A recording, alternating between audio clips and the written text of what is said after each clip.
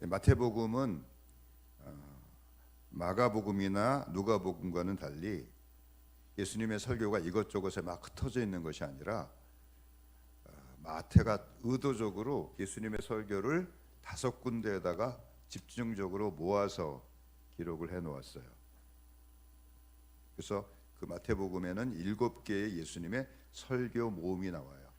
첫 번째 설교 모음, 첫 번째 예수님의 설교가 마태복음 5장,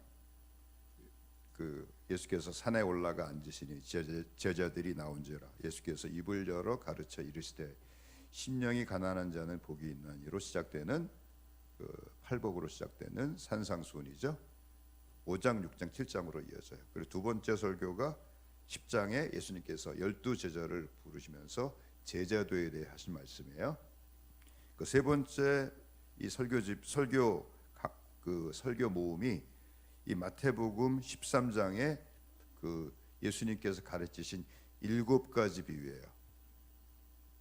그래서 여기는 7개의 비유가 나와요. 그리고 오늘 우리가 읽은 이 본문, 천국은 마치 밭에 감진 보화와 같으니, 그리고 천국은 값진 진주 하나를 구하는 장사와 같으니, 이 비유는 5번째하고 6번째 비유예요.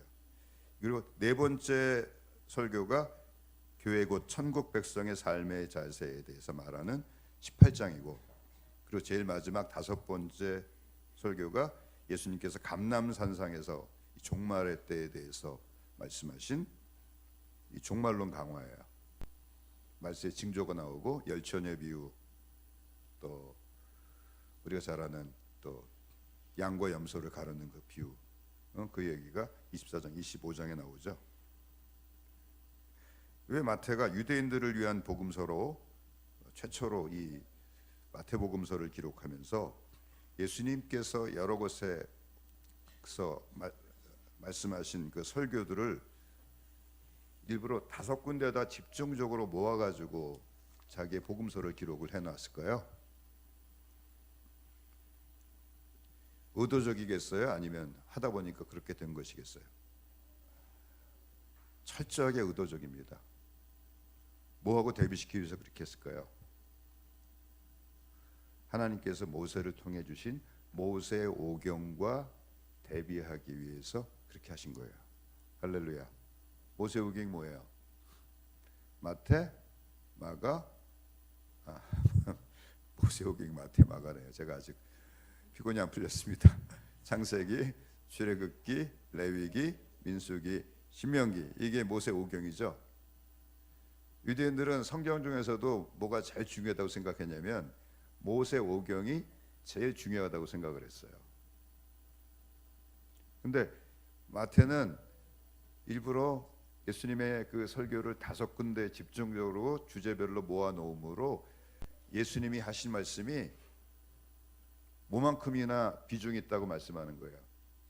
모세 오경과 서로 대비를 이룰 만큼 중요하고 엄청난 말씀을 하신 것이다 라고 말씀하는 것입니다.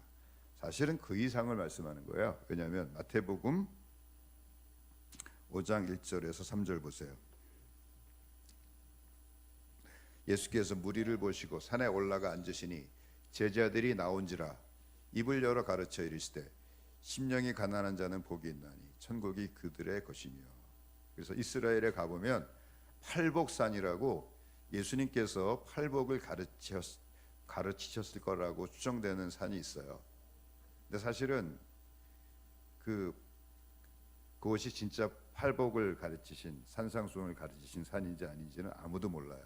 사람들이 추정해서 이름을 붙여놨을 뿐이에요. 그리고 아주 자그마한 동네 뒷산 같은 산이에요. 거기에 비해서 모세를 통해서 그 십계명과 율법을 주실 때는 어디서 주셨어요? 시내산에서 주셨죠. 어떤 모습으로 주셨어요?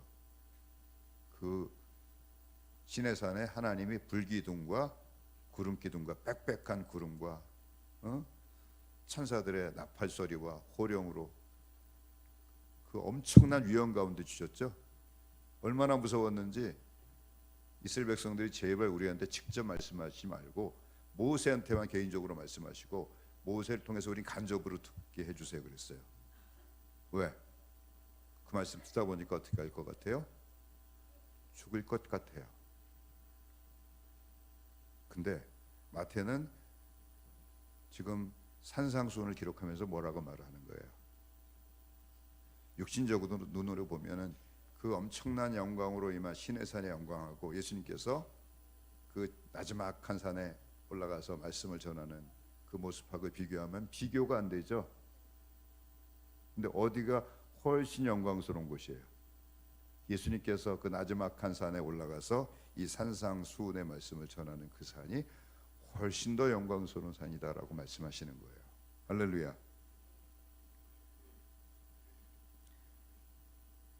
그래서 마태는 이렇게 예수님의 첫 번째 설교를 기록함으로써 예수님께서 시내산에서 여호와 하나님으로부터 십계명과 율법을 받은 모세보다 더 큰 분으로 예수님께서 오셔서 이제 율법을 새롭게 완성하심을 말씀하시는 거예요. 할렐루야.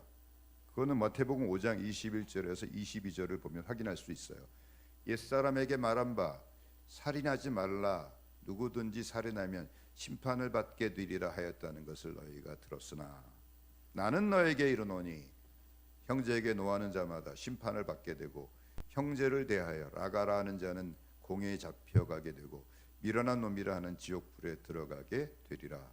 옛사람에게 말한 바에서 옛사람은 누구예요? 모세를 말하는 거예요. 모세를 통해서 십계명과 율법에서는 살인하지 말라, 누구든지 살인하면 심판을 받게 되리라 하였다는 것을 너희가 들었지만 나는 너에게 말하노니 라고 말하면서 뭐라고 해요? 형제에게 노하는 자마다 심판을 받게 되고 형제를 대하여 라가라는 자는 공에 잡혀가게 되고 미련한 놈이라 하는 자는 지옥불에 들어가게 되리라.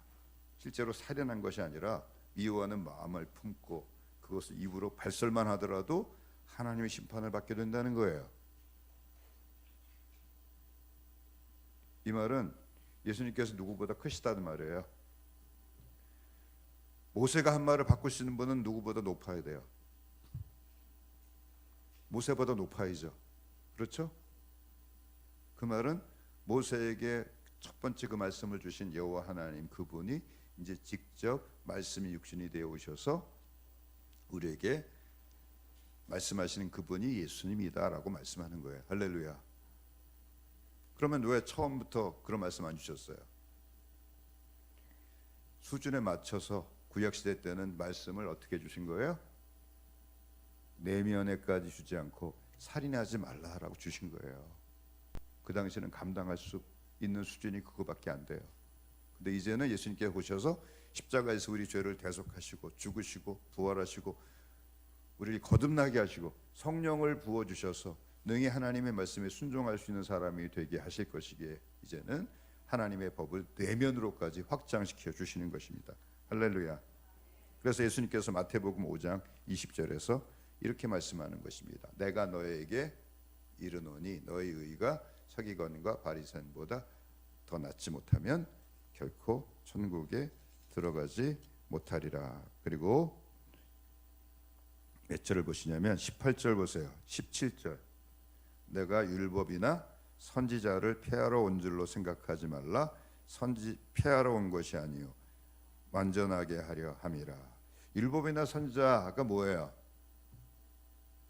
사실은 이렇게 번역해야 돼요. 내가 율법서나 선지서를 폐하러 온 줄로 생각하지 말라. 이렇게 번역하면 좀 이해가 쉬울 텐데 율법이나 선지자를 폐하러 온 줄로 생각하지 말라 그러니까 우리가 이해하기 힘들어요. 정확히 말하면 율법서와 선지서를 폐하러 온 줄로 생각하지 말라. 율법서 더하기 선지서는 뭐예요? 따라서 보세요. 구약 성경. 내가 구약 성경을 폐하러 온 줄로 생각하지 말라. 오히려 완전하게 하려 함이라. 구약 성경을 통해서 원래 드러내려고 하는 그 풍성한 비밀을 다 드러내려고 오셨다는 거예요. 할렐루야. 예를 들어서 구약 성경에 맨날 나오는 게 양이나 소를 잡아서 제사 드리는 거잖아요. 그게 완전한 제사예요? 그림자예요? 그림자죠. 누가 와서 하실 사역을 예표하고 상징하는 그림자예요. 예수님께서 하나님의 어린 양으로 우리 죄를 대속하기 위해서 십자가에서 죽으심으로 우리 죄가 사함받을 것을 예표하는 그림자죠. 이제 그것을 완전히 드러내려고 오셨다는 거예요. 할렐루야. 그러므로 오늘 본문이 마태복음 13장의 7가지 천국에 관한 비유도 이제 때가 참에 모세와 선지자들을 통해 구약 성경을 이스라엘 백성들에게 주신 그 하나님께서 그 천국의 깊은 비밀을 드러내실 때가 되었다고 말씀하시는 거예요. 할렐루야. 그래서 우리들이 여기 누구야? 김민성, 정신 바짝 차리세요. 하나님 말씀이 들려져야 돼. 들려져야 돼. 정말 제일 중요한 게 하나님 말씀이 들려져야 돼요. 아멘. 우리들이 돌아간 후에 제자들이 어찌하여 그들에게 비유로 말씀하시니까 묻죠. 13장 10절 보세요. 제자들이 나와 이르되 그들에게 어찌로 비유로 말씀하시나이까. 왜냐하면 무리들이 있을 때는 뜻을 다 풀이해 주지 않고 비유만 말씀하셨어요. 여기 34절 35절도 보세요. 예수께서 이 모든 것을 무리에게 비유로 말씀하시고 비유가 아니면 아무것도 말씀하지 아니하셨으니 이는 선지자를 통하여 말씀하신 바 내가 입을 열어 비유로 말하고 창세로부터 감춘 것을 드러내리라 함을 이루려 하심이라. 우리가 잘못 생각하면은 비유를 예화로 생각하기 쉬워요. 예화가 뭐예요? 목사님들이 설교의 뜻을 잘 드러내기 위해서 예화를 사용하죠. 그러니까 예화는 뭐 같아요? 설교의 창문과 같아서 그 예화를 통해서 그 말씀이 더 쉽게 이해가 되는 거예요. 근데 비유는 예화가 아니에요. 더 쉽게 가르쳐 주고 싶어서 예화를 사용하는 의미의 그런 예화가 아니라는 거예요. 근데 왜 비유를 해요? 알아들을 자는 알아듣고 못 알아들 자는 못 알아듣게 하는 게 비유의 목적이에요. 뭐라고요? 그러니까 교회를 평생 다녔는데도 못 알아듣고 지옥 가는 사람이 태반이에요. 정신 바짝 차리고 들어야 돼요. 비유의 목적은 뭐다? 알아들을 자는 알아듣고 못 알아들 자는 못 알아듣게 하는 것이 비유의 목적이에요. 그래서 여기 뭐라 그래요? 이제 예수님께서 천국에 대해서 4가지 시의 비유로 말씀하신 다음에 그 무리들이 돌아갔어요. 이제 제자들만 남았어요. 제자들에만 해석해 주는 거예요. 여러분이 제자가 돼야 돼요. 아멘. 평생 무리로서 교회 다녀도 하나님 말씀 하나도 못 받고 깨닫지 못하고 교회만 왔다 갔다 다니다가 천국 못 가는 사람 많아요. 어떤 사람은 자기가 기도해서 기도 응답 받았다고 자기가 구원받았다고 생각해요. 기도 응답 받은 것과 구원받은 것은 전혀 별개예요. 여러분, 예수님께서 어떤 10명의 문둥병자들이 예수님께 찾아와서 우리를 고쳐달라고 그랬어요. 예수님께서 너희 몸을 제사장에게 가서 보여라 그랬어요. 왜냐하면 문둥병은요 다른 병과 달리 제사장이 나았다는 것을 확증해 주는 문서가 있어야지만 그 사람들이 그 문서를 가지고 그 사회로 복귀할 수가 있어요. 일종의 완치 증명서를 제사장이 띄워줘야 되는 거예요. 그래서 그들이 그걸 어차피 받아야 되니까 아직 안 났지만 가다가 고침 받았어요. 기도응답 받았어요? 못 받았어요? 받았죠. 근데 나중에 예수님께 돌아와서 무릎 꿇고 감사한 사람은 누구밖에 없어요? 사마리아 이방인 한 사람밖에 없어요. 나머지 9명은 어디 갔어요? 기뻐가지고 다 고향으로 돌아가 버렸어요. 구원받은 사람은 누구밖에 없어요? 그 사마리아 사람 한 사람밖에 없다는 거예요. 많은 사람들이 기독교 신앙 가지고 기도응답도 받고요, 병도 고침 받고 뭐 이적도 체험하고 환상도 볼지도 몰라요. 그렇다고 구원받는 게 아니에요. 하나님의 말씀이 들려져야 돼요. 할렐루야. 그런 은혜가 정말 우리에게 있게 되기를 주의 이름으로 축복합니다. 그래서 여기도 10절에 제자들이 예수께 나와 이르되 어째 그들에게 비유로 말씀하시나이까. 11절 대답하여 이르시되 천국의 비밀을 아는 것이 너희에게는 허락되었으나 그들에게는 아니 되었나니. 여러분은 너희예요? 여러분은 그들이에요? 이게 중요한 질문이에요. 예수님께서 너희라고 말씀하셔야 돼요. 그들이라고 말씀하면 저주 가운데 있는 거예요. 무릇 있는 자는 받아 넉넉하게 되되 없는 자는 그 있는 것도 빼앗기리라. 그러므로 내가 그들에게 비유로 말하는 것은 그들이 보아도 보지 못하며 들어도 듣지 못하며 깨닫지 못함이니라. 이사야 예언이 그들에게 이루어졌으니 일렀을 때 너희가 듣기는 들어도 깨닫지 못할 것이요 보기는 보아도 알지 못하리라. 이 백성들의 마음이 완악하여져서 그 귀는 듣기에 둔하고 눈은 감았으니 이는 눈으로 귀로 듣고 마음으로 깨달아 돌이켜 내게 고침을 받을까 두려워함이라 하느니라. 그러나 너희 눈은 봄으로 너희 귀는 들음으로 복이 있도다. 내가 진실로 너희에게 이르노니 많은 선지자와 의인이 너희가 보는 것들을 보고자 하여도 보지 못하였고 너희가 듣는 것들을 듣고자 해도 듣지 못하였느니라. 자, 이 말씀은 지금 누구한테 하는 거예요? 하나님이 택하신 백성이 유대인들에게 하시는 말씀이에요. 근데 너희들 중에서도 보지 못하는 자가 더 많을 거라는 거예요. 그 말은 뭐예요? 한국 교회가 옛날에 전성기에는 1200만이라고 그랬어요. 근데 지금 800만이래요. 근데 문제는 이단이 200만이래요. 그건 600만 명이 있다고 치는데 600만 명 중에서 진짜로 예수님이 하나님의 아들 그리스도라는 비밀을 정말 깨닫고 신앙생활하는 사람이 얼마나 되겠어요?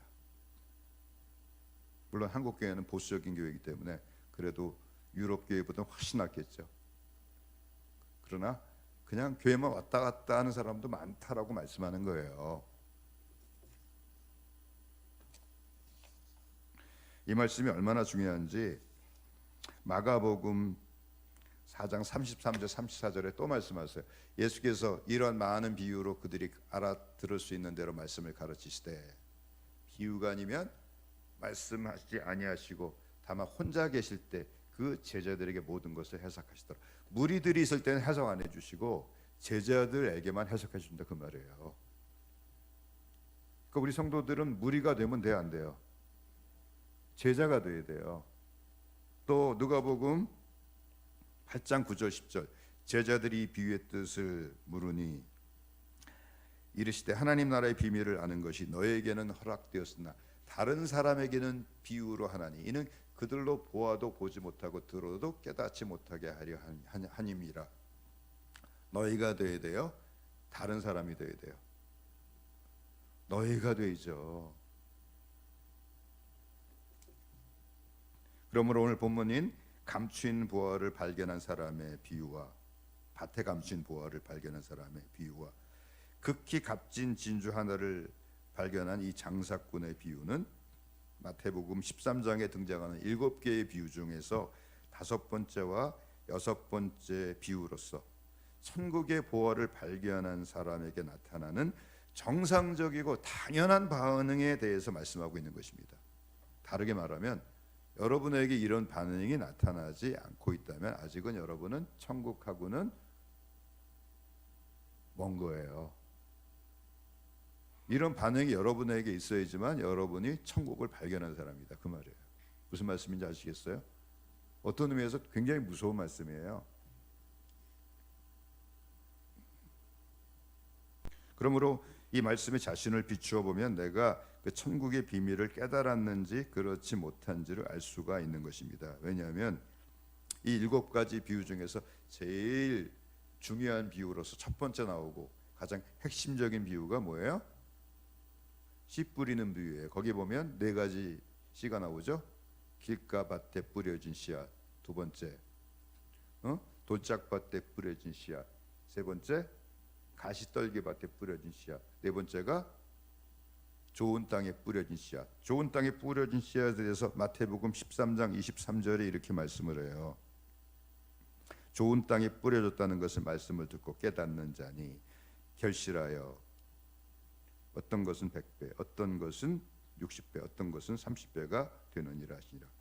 좋은 땅에 뿌려졌다는 게 뭐예요? 말씀을 듣고 깨닫는 자다. 천국의 말씀이 들려지기 시작했다는 거예요. 그 사람이 비로소 30배, 60배, 100배의 열매를 맺게 된다는 거예요. 할렐루야.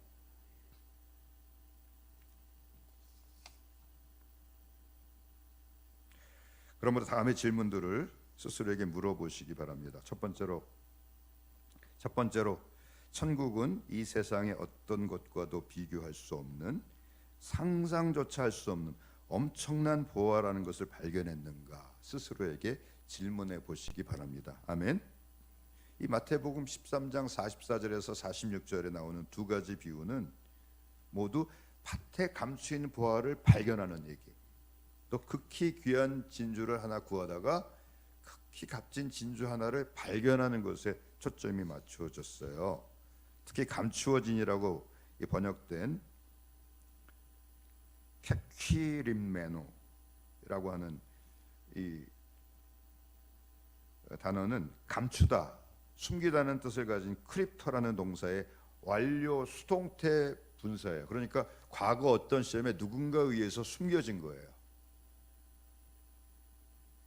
예전에는 외세의 침략, 특히 이 이스라엘 땅은 거기가 애굽하고 저 북쪽의 강대국인 바벨론하고 아수르 사이에 위치한 땅이기 때문에 이 전쟁터예요. 그러니까 전쟁이 많은 나라는 불안해요, 안 불안해요? 불안하죠. 뭐 지금처럼 뭐 은행이 있어요. 뭐 어떻게 해요? 보물이 있으면 어디다 감춰요? 땅 개입하고 거기다 파묻는 게 제일 안전하죠. 그래서 실제로 그런 일들이 많이 있었어요. 이는 세상의 민남 속에서도 많이 나오는 이야기고, 우리나라에도 어떤 집을 어떤 사람이 수리하다 보니까 거기서 5만 원짜리 뭉치를 방수 처리해가지고 비닐에 싸가지고서 뭉치 돈으로 막 백몇십억을 숨겨놓은 걸, 그거를 발견한 얘기 나오죠. 그렇죠? 그래서 그걸 빼돌렸다가 또 주인도 찾으러 오고 막 이래가지고 막 신문까지 나온 거 우리가 한번 뉴스에서 봤을 거예요. 또한 진주 같은 경우도 지금은 다이아몬드가 최고의 보석이지만 300년 전에 다이아몬드 커팅 기술이 유대인에서 발명되기 전까지는 너무 단단하니까 커팅이 안 돼요. 그러니까 보석으로 가치가 없어요. 그러다가 커팅 기술이 다이아몬드를 다이아몬드로 커팅하는 기술이 발견하면서 일약 다이아몬드가 세계 최고의 보석으로 떠올랐지만 그것은 불과 300년밖에 안 됐고 인류 역사 내내 최고의 보석은 뭐예요? 진주예요. 진주 하나면 과거에 성 하나를 사고 팔았다는 기록이 남아 있어요. 역사적인 사실이에요. 자, 그런데 성경에는 예수님을 만난 사람들이 자신의 전 재산을 팔아서 나눠주고 주님을 쫓는 모습을 봅니다. 대표적인 사람이 누구예요? 여리고의 세리장 삭개오가 그랬습니다. 그는 예수님께서 자기 동네에 오신다는 소식을 듣고 달려나갔으나 사람들이 많이 몰려와서 예수님 가까이 갈 수가 없고 또 자신은 키가 작아서 예수님 얼굴이 보이지도 않아요. 할 수 없이 예수님이 오실 길을 미리 짐작해가지고 뽕나무 위에 올라가서 예수님 오시기를 기다리고 있었어요. 예수님께서 오시다가 뽕나무에 올라가 있는 삭개오를 보고 뭐라 그러세요? 응? 누가복음 19장 5절 보니까 예수께서 그곳에 이르사 쳐다보시고 이르시되 삭개오야 속히 내려와라 내가 오늘 내 집에 유하여야 하겠다 하시니, 예수님께서 삭개오를 그 전에 만난 적이 있을까요? 없을까요? 만난 적이 있어. 반가워서 삭개오 내려오라는 거예요. 처음 보시는 거예요. 처음 보시는 거예요. 택한 백성이니까 하나님이 이름을 하나하나 아시는 거예요. 할렐루야. 그래서 자기를 사모하고 자기를 하나님의 아들 그리스도로 그가 믿고 기다리고 있었다는 것을 알고서 부르신 거예요. 할렐루야. 비록 세리로서 목공이 포도청이라고 로마의 그 세금 청부업자가 되어서 세금을 거두는 그런 일을 하고 있었지만 그 마음 가운데 이 땅에 오실 메시아를 사모하며 기다리는 그 믿음이 삭개오에게 있는 것을 아시고 알아보시고 부르신 거예요. 할렐루야. 성경에 나오는 사람 중에서 자기가 먼저 예수님께 나온 사람이 한 사람도 없습니다. 다 예수님이 부르셨어요. 할렐루야. 그러니까 삭개오가 너무 기뻐가지고 자기 집에 머문다 그러니까 집에 커피 모신 다음에 뭐라 그래요? 자기 집에 들어오시죠. 자기는 앉지도 않고 서가지고 뭐라 그래요? 삭개오가 서서 주께 여짜오되 주여 보시옵소서 내 수의 절반을 가난한 자들에게 주겠사오며 만일 누구의 것을 속여 빼앗은 일 있으면 내 갑절이나 갚겠나이다. 아니 언제 재산 팔아서 가난한 사람에게 나눠주라 그런 적 있어요? 토색질한 거였으면 예수님께서 네 배를 갚으라고 말씀하셨어요. 자기 스스로 말한 거예요. 이런 얘기를 왜 기록해 놨을까요?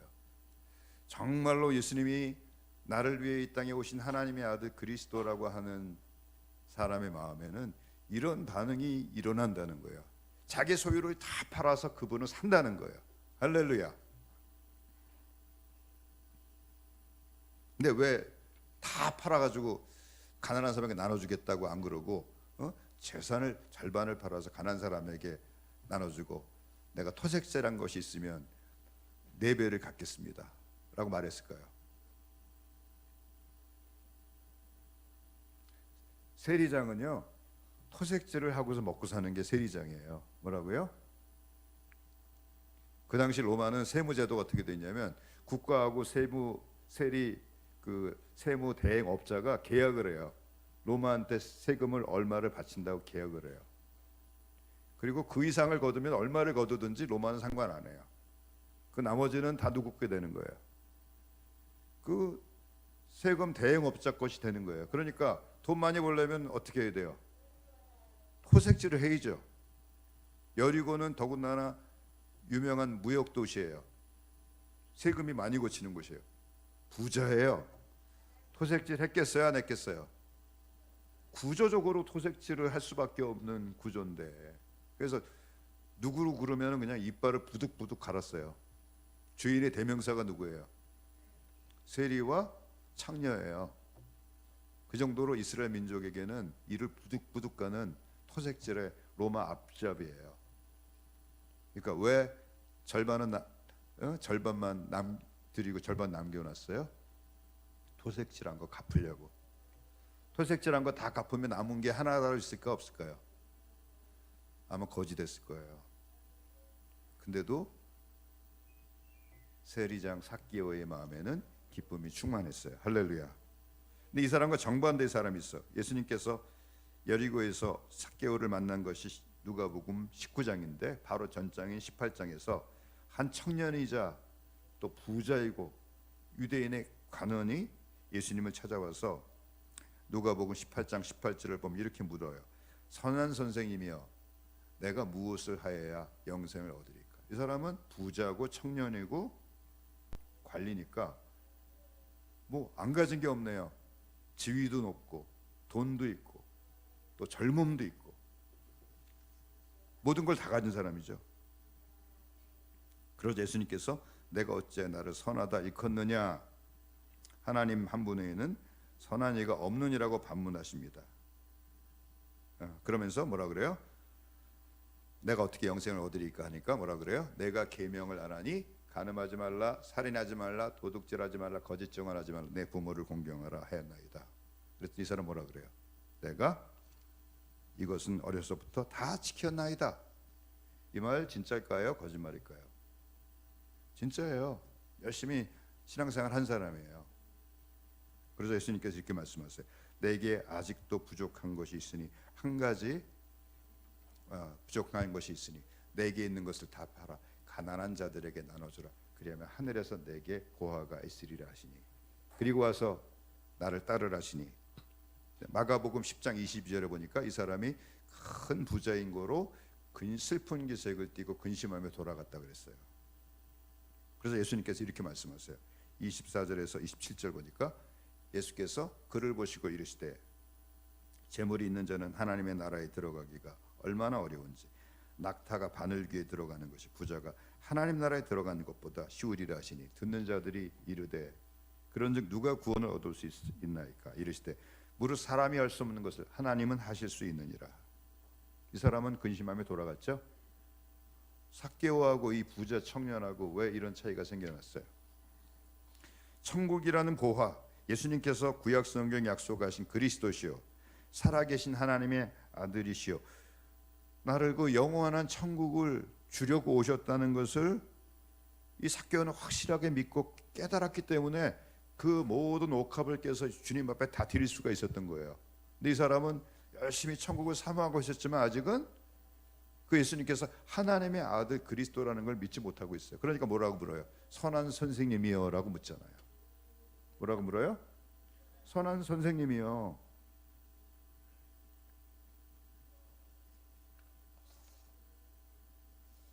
근데 여기 보면 마가복음 10장 21절에 보면 예수께서 그를 보시고 사랑하사 그러셨어요. 그러니까 이 사람은 천국에서 먼 사람이 아니에요. 왜냐하면 그렇지 않다면 예수님께서 사랑하사라고 말씀하지 않으셨을 거예요. 진짜로 말씀을 지키려고 노력을 많이 하고 있는. 근데 아직 구원의 진리에는 이르지 못하고 있는 사람이에요. 할렐루야. 그리고 네가 정말로 더 천국을 사모했다면 나를 만났을 것이고, 나를 만났으면 네가 모든 것을 다 팔아서 가난한 사람에게 나눠주고 나를 따랐을 것이다 라고 말씀하는 거예요. 할렐루야. 많은 성경학자들이 이 청년이 아마도 마가복음을 기록한 마가였을 것이다. 초대교회가 어디서 탄생했어요? 마가의 다락방이 탄생했죠. 저도 개인적으로는 이 청년이 마가의 가능성이 높다고 생각을 해요. 근데 이때까지는 아직 천국에 이르지 못한 거예요.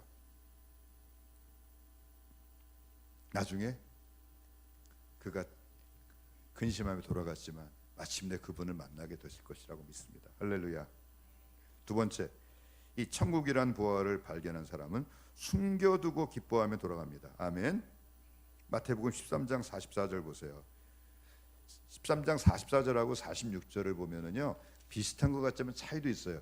천국은 마치 감추인 보화와 같으니 사람의 일을 발견한 후 숨겨두고 기뻐하며 돌아가서 자기의 소유를 다 팔아 그 밭에 사느니라. 여기는 숨겨두고 기뻐하며 돌아갔어요. 근데 값진 진주를 구하는 장사 같은 경우는 다 팔아서 그 진주를 즉시로 사는데 이 사람은 숨겨두고 돌아가요. 제가 오랫동안 이 말씀을 묵상할 때 하나하나가 이해가 안 돼. 기뻐한 건 이해가 되죠. 거기 밭을 파다가 보물을 발견했으니까. 근데 왜 숨겨두었는지가 이해가 안 됐어요. 그러다 지난번 신년 말씀 집회를 인도하다가 왜 이 사람이 숨겨두고 기뻐하며 돌아갔는지를 깨닫게 되었습니다. 이 사람은 이 밭의 주인이 아니죠. 왜냐하면 돌아가서 자기 소유를 다 팔아서 이 밭을 살려고 한 것을 봐서 이 밭에서 일하는 품꾼이든지 아니면 소작농으로서, 옛날에 소작농 많았죠. 그 땅을 이제 빌려가지고 농사를 지면 뭐 50% 주인에게 주고 나머지는 자기가 갖는 거죠. 그런데 어느 해보다도 이 농부가 더 많은 소출을 내기 위해서 밭을 깊이 파기 시작한 거예요. 평년 같으면 뭐 발견했을 텐데 그 해에는 좀 올해는 농사를 좀 잘 지으려고, 농사 지으려면은 지력이 상하잖아요. 그러니까 농사가 잘 되려면 뭐 해야 돼요? 땅을 깊이 파야 돼요. 요새도 농사 지으려면 처음에 뭐부터 해야 돼요? 요새는 다 뭐 콤바인, 뭐 트랙터 이런 거 있지만 옛날에는 그런 게 어디 있습니까? 쟁기 가지고 소 앞세워 가지고 이렇게 밭을 갈죠. 그렇죠? 근데 깊이 파야 돼요. 그러면 속에 아직 지력이 남아 있는 게 위로 나와 가지고 농사가 잘 되는 거 아니에요? 그래서 어느 해보다 깊이 파는데 뭐가 툭 걸리는 거예요. 그래서 이게 뭐지 하고서 막 걷어내는 동안에 몇 시간 걸렸어요. 보니까 큰 상자가 하나 있는 거예요. 보니까 금우화가 가득하네. 혹시 몰라가지고 또 옆에 또 막 파보니까 거기도 또 있는 거야. 또 막 파보니까 거기도 또 있는 거야. 왜 숨겨두고 돌아왔을까요? 제가 우리 성도님들에게 말씀을 증거하기 위해서 어제 계산을 다 해봤어요. 5만 원권 무게가 얼마인지 아세요? 5만 원권 한 장이 0.97g이래요. 1톤 트럭에다가 1톤만큼 5만 원권을 가득 실으면 얼마가 되는지 아세요? 약 500억 원 정도 돼요. 얼마 정도 된다고요? 500억 원 돼요. 그리고 1톤 트럭에다가 금을 1톤만큼 채우면 얼마가 돼요? 한 900억 원 정도 된대요. 옛날에도 수레가 있었으니까 자동차는 없었어도 수레 한 1톤은 채울 수가 있겠죠? 그렇죠? 그럼 수레 가지고서 밤에 몰래 가서 한번 나르면 얼마예요? 금이라고 칩시다. 900억 원 나를 수 있는 거죠. 근데 900억 원 정도 보물이면은 이 사람이 숨겨두고 돌아왔겠어요? 그냥 싹 뺐겠어요. 자기 집으로. 자기 집으로 쓱 뺐겠죠. 소유권이고 뭐고 자시고 하네. 안 그래? 누가 아무도 모르잖아요. 근데 이 사람은 왜 밭을 돌아가서 숨겨두고 돌아와서 밭을 살려고 그랬을 거예요. 그런 게 지천으로 널려져 있는 거예요. 아멘. 900억이 아니고요, 9천억이 아니고 9조가 아니고 90조가 아니고 900조가 아니고 9천조가 아니고 9천조 달러가 아니고, 아멘도 안 나오네요. 숨겨두고 돌아와서 자기 소유를 다 팔아서 그 밭을 사야 되는 거예요. 정말로 여러분 이 천국을 발견했어요? 나는 묻고 싶어요. 그러면 그 사람 어떻게 해요? 자기 소유를 다 팔아요. 자기 소유는 크게 세 가지가 있어요. 하나는 돈이에요. 돈, 명예, 권세, 뭐 자기가 가지고 있는 거죠. 두 번째는 뭐예요? 가족들이죠. 가족들. 왜냐하면 내가 예수 믿는 것 때문에 가족들과의 관계가 틀어지기도 하고, 특히 이슬람과 같은 데서는 가족들이 모두 관계가 끊어지잖아요. 심지어 제일 마지막이 뭐죠? 목숨이죠. 정말로 발견한 사람은 물질, 가족, 심지어 내 목숨까지 다 팔아가지고 뭘 산다는 거예요? 천국을 산다는 거예요. 할렐루야. 할렐루야. 그게 제일 중요한 게 발견해야 되는 거예요. 발견한 사람은 파는 게 쉬워요, 어려워요? 파는 게 쉬워요. 왜? 근데 왜 못 파는지 아세요? 발견한 게 900억 정도야. 그러면 그냥 슬쩍 가져가려고 그래요. 근데 천국은 슬쩍 가져갈 수 있을 정도가 아니에요. 그 밭 전체가 보화예요. 할렐루야. 그 밭 전체를 사야 되는 거예요. 왜냐하면 그 당시만이 아니라 지금도 법률에 의하면 그 밭에서 난 것은 모두의 그 밭의 소유주의 것이죠. 그렇죠? 그래서 그 사람은 그 보화들을 그 밭에 더 깊이 숨겨두고 기뻐하며 돌아와서 자기 소유를 다 팔아서 그 밭을 사기로 한 것입니다. 아멘. 제가 마태복음 23장 44절에 천국은 마치 밭에 감춘 보화와 같으니라는 본문을 읽을 때마다 생각나는 설교가 있어요. 제가 2004년도인가요? 한 20년쯤 된 것 같은데, 사랑의 교회 부목사로 있을 때 옥하는 목사님 사촌 동생이신 그 옥성선 목사님이라는 분이 계세요. 그분이 일산 마두동에 충정교회라는 교회가 있는데 그분이 오셔서 설교를 하셨어요. 근데 원래 그 일산 마두동에 있는 충정교회가요, 거기 있던 교회가 아니고 서대문에 있던 교회가 옮겨온 거예요.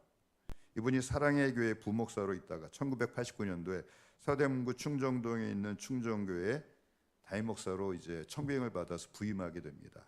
근데 그 교회가 그 전에 분쟁이 있었던 교회예요. 그러니까 젊은 사람들이 다 거기 왜 가냐고, 거기 가면은 목사가 뼈를 묻는 교회라고, 가지 말라고 말리는데 하나님 소명감을 주셔가지고 내가 그 교회 살려야지 하고 간 거예요. 그래서 10년을 고생을 하는데도 교회가 변화가 안 되는 거예요. 이 10년이 차가는데 이제 포기하고 싶어요.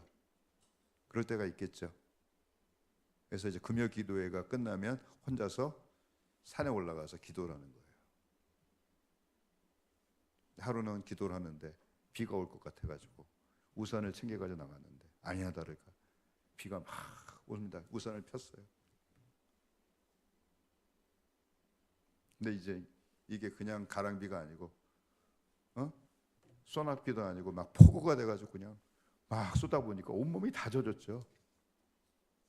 그냥 비를 쫄딱 맞아가면서 하나님 저 그만하고 싶어요. 너무 힘들어요. 그만하고 싶어요. 그만하고 싶어요. 기도하는데 주의 세미한 음성이 들렸어요. 조금만 더 깊이 박아라. 조금만 더 깊이 박아라.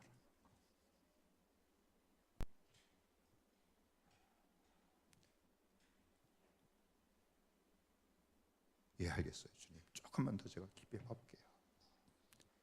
그 내려와서 몇 줄을 더 가서 그냥 밤마다 기도하는 거예요. 근데 불과 몇 주가 안 돼서 놀라운 일이 생겼어요. 그 서대문구 충정동 종군당 빌딩이 있는데 그 건너편이거든요. 갑자기 마두동에 교회 부지가 나왔다는 거예요. 이 장로님들이 마음이 하나가 안 되는 분인데 장로님들을 모시고 거길 갔더니 우리 일로 이전하자고 마음이 하나가 된 거예요. 왜 즉시로 당회에서 결의하고 공동에 통과시켜가지고 또 교회는 다른 교회에다가 매각을 하고 불과 2년 만에 이전을 한 거예요. 지금은 마두동에서 아마 그 일대에서 제일 큰 교회가 됐을 거예요. 한 몇천 명 모이는 큰 교회가 됐을 것입니다.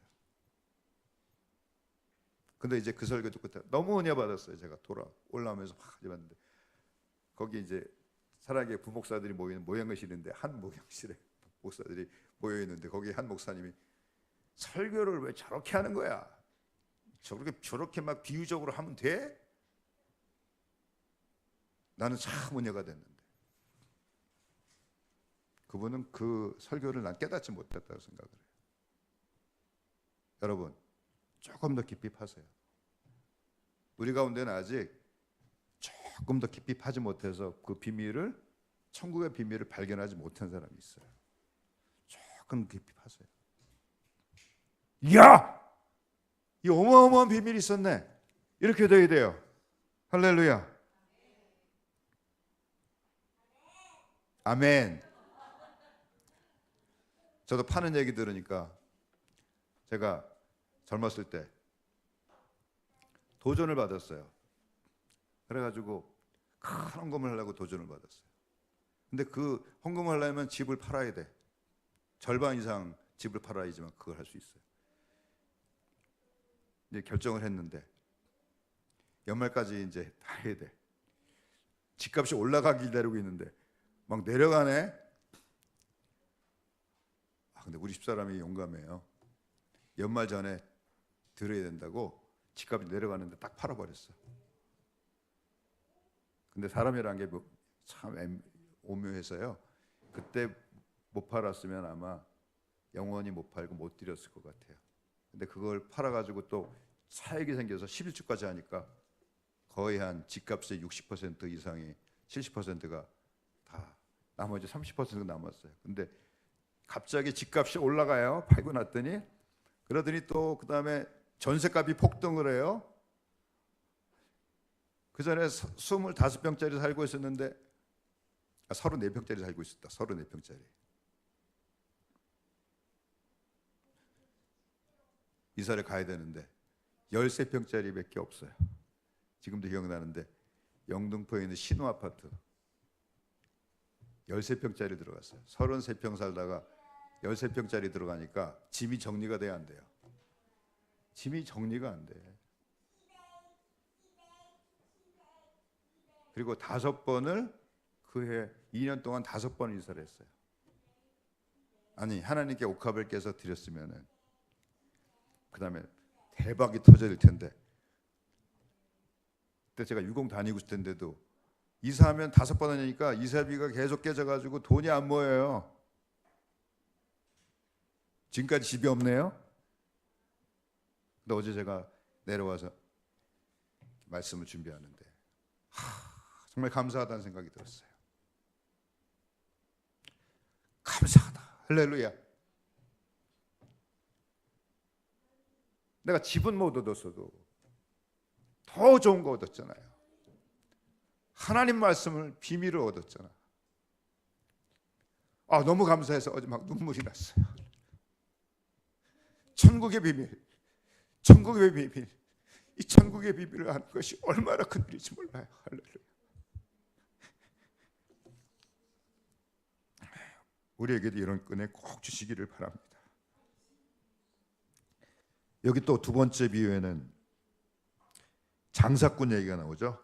45절 보세요. 또 천국은 마치 좋은 진주를 구하는 장사와 같으니 극히 값진 진주 하나를 발견함에 가서 자기 소유를 팔아 그 진주를 사느니라. 앞에 밭에 감춘 보화가 너무 어마어마해서 한 번에 살짝 가져올 수 없는 정도의 어마어마한 보화라는 것을 말씀하고 있다면, 두 번째 비유는 우리가 영적인 장사꾼이 되어야 된다는 거예요. 장사꾼은 뭘 잘해야 돼요? 장사꾼은 계산을 잘해야 돼요. 요새는 주산학원 다 없어졌죠. 근데 제가 중학교 다닐 때만 해도 주산학원이 있었어요. 중국엔 지금도 많죠. 암산 같은 거 개발하는 데 있어서 아이들 두뇌 개발에 좋아요. 저도 주산학원을 한 달인가 두 달 다녔어요. 근데 지금은 전자기술하면서 주산 다 없어졌죠. 근데 가게를 하려면 기본적으로 뭐가 있어야 돼요? 주판이 있어요. 주판이. 왜? 주판이 있어야지만 이게 원가가 얼마고 얼마에 팔면은 임대료 얼마 내고 계산이 이 장사가 될지 안 될지가 떨어지잖아요. 이 사람 어떤 사람이에요? 전문적인 장사꾼이에요. 그 진주 하나를 구하면 이게 떼부자가 될 걸 알고서 여기저기 막 진주를 구해서 값진 진주 하나를 탁 만난 거예요. 이거를 내가 전 재산을 팔아서 사면은 몇 배가 남아. 아무리 비용을 다 치고 위험부담 다 계산해도 10배가 남아요. 확실해. 할렐루야. 이런 계산이 나와야 된다는 거예요. 할렐루야. 이런 계산이 나온 사람이 자기 소유를 다 팔아서 그 밭을 사는 거지, 계산도 안 나왔는데 어떻게 팔겠어요? 여러분에게 계산이 딱 나와 있어야 돼요. 여러분 전 인생을 다 팔고 목숨을 팔고 가족을 팔고, 가족을 판다는 게 버린다는 의미가 아니에요. 때로 그것 때문에 가족들과의 관계가 흐트러지고 어려움을 당하고 핍박을 당하기도 하죠. 그렇다고 할지라도 나는 이 천국을 사야 되겠다는 계산이 딱 떨어져야 된다는 거예요. 할렐루야.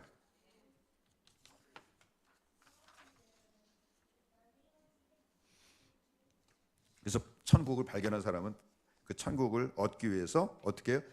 다시 자기 삶의 자리로 돌아와야 돼요. 그때부터 뜬구름 잡는 게 아니에요. 어떻게 돼요? 자기 삶의 천국을 얻기 위해서 방해되는 죄악들을 끊어버리고, 돈에 대한 욕심, 세상에 대한 욕심 끊어버리고 한 걸음 한 걸음 주님을 향해서 달려가는 거예요. 사도 바울이 이렇게 고백하잖아요. 사도 바울의 고백을 들어보면은 천국을 위해서 모든 것을 파는 사람이 어떻게 행동하는지를 알 수 있어요. 빌립보서 3장 7절에서 9절.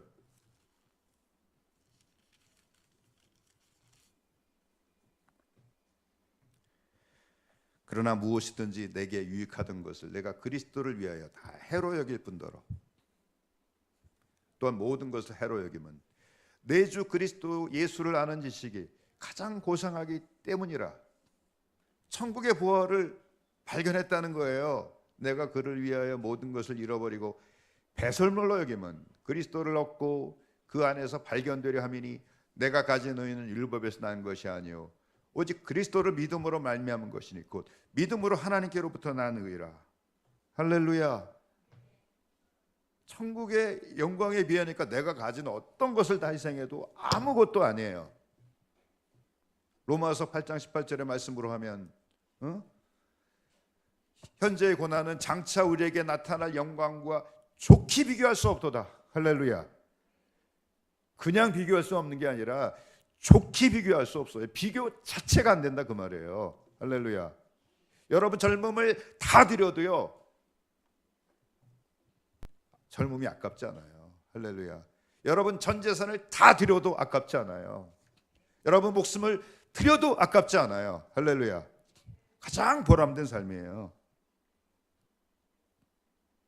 누가복음 14장 25절부터 27절에 이렇게 말씀하세요.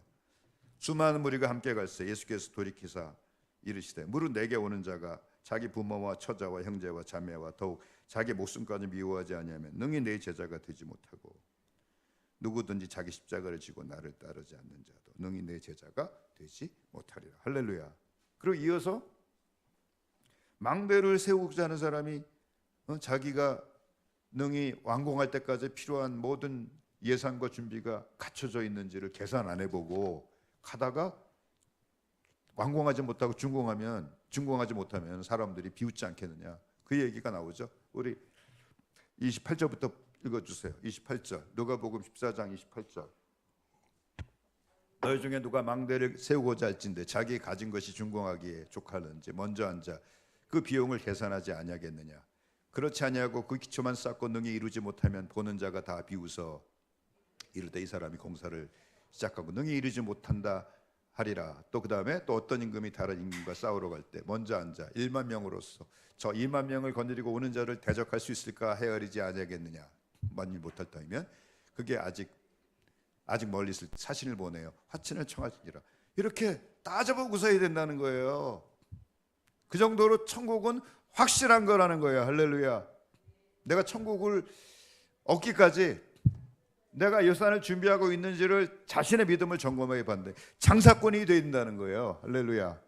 거룩한 장사꾼, 영적인 장사꾼이 되어서 자기 전 인생을 투자해야 한다는 거예요. 할렐루야. 사실 이 말씀은 아브라함에게 하신 말씀하고 다르잖아요.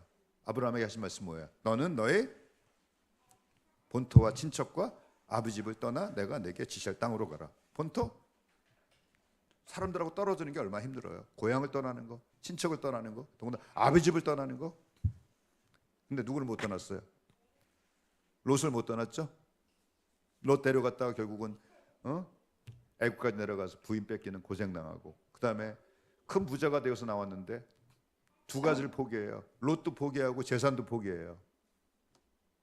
그리고 또 인간적으로 이스마엘을 얻었다가 이스마엘도 또 포기하죠. 나중에는 백세에 낳은 독자까지도 내어드리잖아요. 할렐루야. 다 손해본 것 같았는데 다 얻었어요. 할렐루야. 예수 잘 믿으면 여러분 손해 없어요. 정말 이 천국의 비밀을 발견하는 그런 은혜가 여러분에게 있게 되기를 주의 이름으로 축복합니다.